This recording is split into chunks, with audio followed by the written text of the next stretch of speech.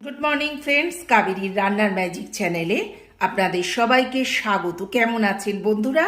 আজকে বানাবো সাধারণভাবে অসাধারণ বাঁধাকপির তরকারি। তার জন্য কেটে নিয়েছি বাঁধাকপি, আর তারপর তার সাথে আছে সরঞ্জাম আলু, টমেটো, কড়াইশুঁটি আর ছোট্ট ছোট্ট করে টুকরো টুকরো করে পেঁয়াজ, আর দেবো একটু আদা রসুনের পেস্ট। দেখুন আজকে কেমন করে বানাই আমার বাঁধাকপির তরকারি। এর মধ্যে আমি তেল দিয়ে দিয়েছি কড়াইতে।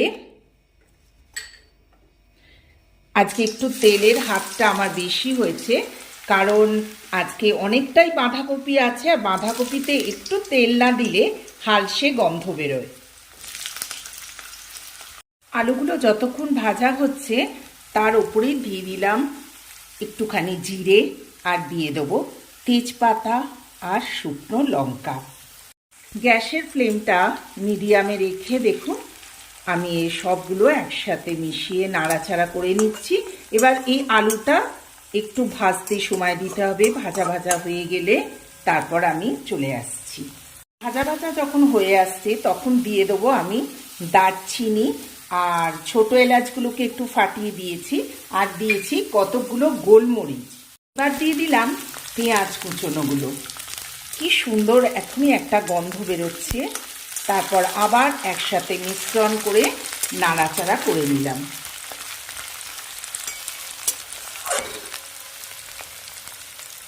এরপর দিয়ে দিলাম কেটে রাখা টমেটোর টুকরোগুলো।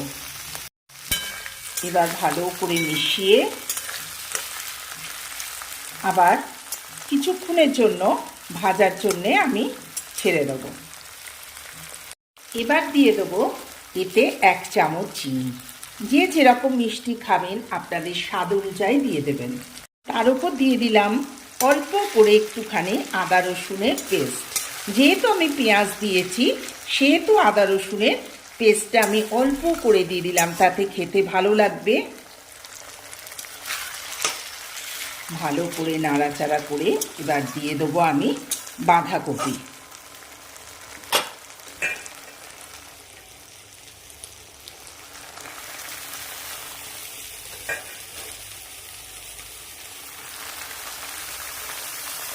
কপিগুলো দিয়ে দিলাম।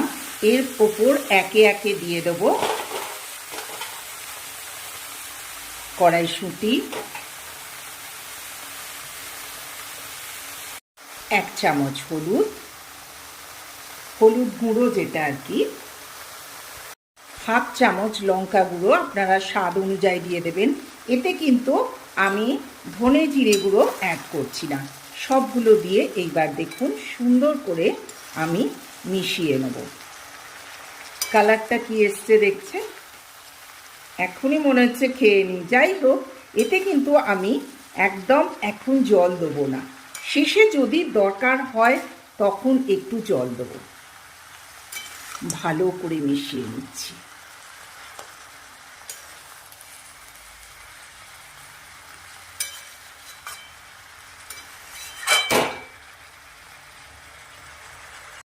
এবার এতে দিয়ে দেবো স্বাদ অনুযায়ী নুন। চলুন নাড়াচাড়া করে নিয়ে এটাকে আবার আমি কিছুক্ষণের জন্য ঢাকা চাপা দিয়ে দেবো।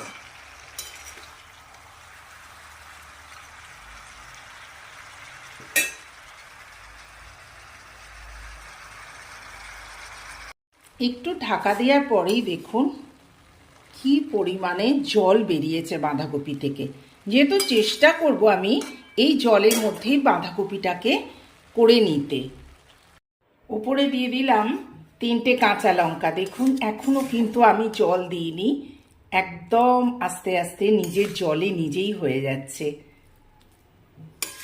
একটা আলাদা রকম টেস্ট হয়, আপনারা করে দেখবেন। বাঁধাকপিতে জল ইউজ করবেন না। যখন দেখবেন তলাটা ধরে যাচ্ছে তখন অল্প একটু গরম জল দিয়ে দেবেন, তাতে কিন্তু খেতে ভীষণই সুন্দর হয়। সাধারণ জিনিস অসাধারণ হয়ে যায়। চলুন আরও একটু হতে বাকি আছে। হয়ে গেল আমার বাঁধাকপি, আমিষ বাঁধাকপি। আর যেহেতু শীতকাল সেহেতু দিয়ে দিচ্ছি ওপরে ধনে পাতা, আর দিয়ে দিলাম অল্প করে গরম মশলা গুঁড়ো, কারণ ধনে পাতা দিয়েছি।